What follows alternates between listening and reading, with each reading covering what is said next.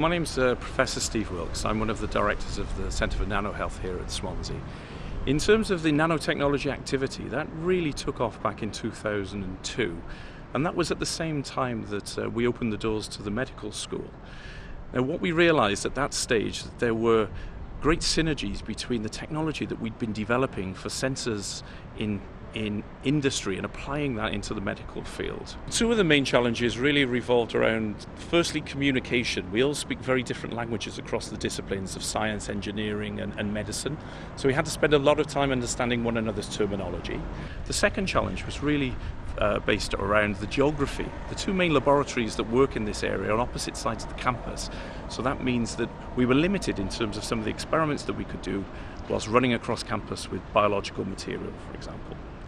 So one way in which we decided we had to get around this was to co-locate all of these activities into one building, a state-of-the-art building having laboratories that would enable us to look at our device fabrication combined with our clinical work, and hence the birth of the Centre for Nanohealth. Nanotechnology essentially requires looking at new materials, and those new materials are the same materials that we look at on a daily basis, but their properties change when you go down to the nano scale. And a nanometer is 1/1000th of a meter. In terms of what that means is that everything essentially is just made of a surface. And when things stick to those surfaces, they change their properties dramatically in a measurable way. And that allows us to detect things in unprecedented detail. Things like proteins or biomarkers that could be associated with diseases, which really would allow us to detect these at much earlier stages than we can do today. Centre for Nanohealth is located on the site of Singleton Hospital, an 850-bed hospital which is part of the local University Health Board serving Swansea and the surrounding area. This gives us access to over 600,000 patients who can become involved in trials and studies in which the centre is involved in. The centre is also home to several consultant clinicians who participate in the project, allowing us access to a wide range of clinical expertises. The Centre for Nanohealth's cell and molecular biology labs are state-of-the-art facilities offering molecular biology, cell biology and tissue culture for working with human samples and cell lines. The centre also has a great history of expertise in toxicology, where we now work in the area of nanotoxicology, looking at effects on genes and cells. In addition, the centre is located in a building where we have patient imaging and clinical trials. The patient imaging facility has a 3T MRI system and a CT scanner. The clinical trials facility has access to a bedded unit where we can perform first-in-man trials. Here within the Centre for Nanohealth, we have a number of platforms that allow the high throughput imaging of thousands of cells in a rapidly short amount of time. Essentially, both technologies, the in-cell analyzer and the image stream flow cytometer, use the approach of integrating data generated by lasers interrogating cells and the fluorophores associated with them, with data captured by high-performance CCD camera and data generated in a more traditional microscopy methodologies such as bright and dark field.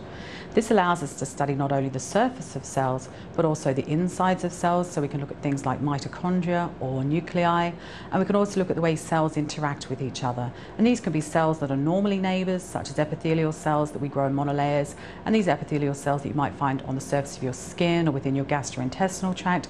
But we can also study cells of the immune system which are not normally close together, and we can use these approaches for a number of reasons. We can look at the integration of cells with nanoparticles, which is a very important issue here for us within the Centre for Nanohealth. We can also apply it to more novel areas or more peculiar areas, such as the study of cockles and the impact of environmental changes on cockles and the cockle industry in Wales. But the thing we're most interested in is improving healthcare and the diagnosis of disease. One strategy is to improve existing diagnostic procedures, but the main thing is to develop novel approaches to both monitoring health but also monitoring changes that occur with disease. The range of the diseases we're considering are things like cancer, various forms of cancer, but also various inflammatory diseases such as asthma and allergy. My name is Lewis. I'm a cell and molecular biologist, and my job here in CNH is to work at the AFM confocal interface. So the AFM confocal concentrates on using fluorescent microscopy to target single cells in a cell population, and then using that fluorescence to guide the atomic force microscope, which is a sharp probe microscope, to the area where a given protein of interest has been expressed, and to try and analyse the function of that protein at the surface. So we can look at topography and we can look at single molecules. So we have a range of different applications for this and a way that so you can use it to analyse the effect of different drugs on cells. You can analyse different solid surfaces, soft surfaces. You can look at topography and mechanical properties of those cells and tissues alike. So there are really a wide range of applications that can be used for this, and the focus is high resolution cell analysis. One of the areas that we research in the Centre for Nanohealth is regenerative medicine and tissue engineering. Now, regenerative medicine is where we harness the body's own repair mechanisms to solve disease state, to heal tissues and organs. And so how we do that is by looking at the chemical and physical environment which controls the differentiation of cells into tissues. So we have a number of projects where we are looking at developing new techniques for growing bone or cartilage, for example. Another area of research is where we look at the production of what we like to call smart scaffolds, where we can incorporate sensors and actuators to improve the monitoring of the developing tissue. Another area of research is funded by the Engineering and Physical Sciences Research Council, EPSRC, where we're looking at the mechanical stimuli of cells to try and control their differentiation into the correct tissues. Another area where we are extensively engaged with industrialists and the NHS is in the production and development of wound dressings, the next generation of wound dressings, which will be monitoring the wound much more closely. And we work with companies such as Pulse Medical. We've been down here 18 months and so far it's been exceptional. The facilities are wonderful, state of the art, probably the best in Europe. One of the great benefits of being here is that the staff themselves are exceptional. They are very open to new ideas, they love new concept. Not only are they scientists in their own right, they're exceptionally commercial. So for a business like Pulse Medical, having the best of both worlds is absolutely fantastic. Behind us we have the semiconductor clean room, which is a main part of the Centre for Nanohealth. And next door we have the bio clean room. So the idea here is that we take silicon technology from the semiconductor industry and we fabricate devices and sensors using that technology. Once we've done that, we then take it next door and fabricate our sensors by functionalizing the surface, so attaching biomolecules to the semiconductor surface devices and then making biosensor diagnostics. So the idea is that we can make diagnostics for early monitoring of disease, for example, glucose sensors or sensors for diabetes. This laboratory is focused at looking at materials on the nanoscale. It has a characterization basically which involves an atomic force microscope and a Raman spectrometer.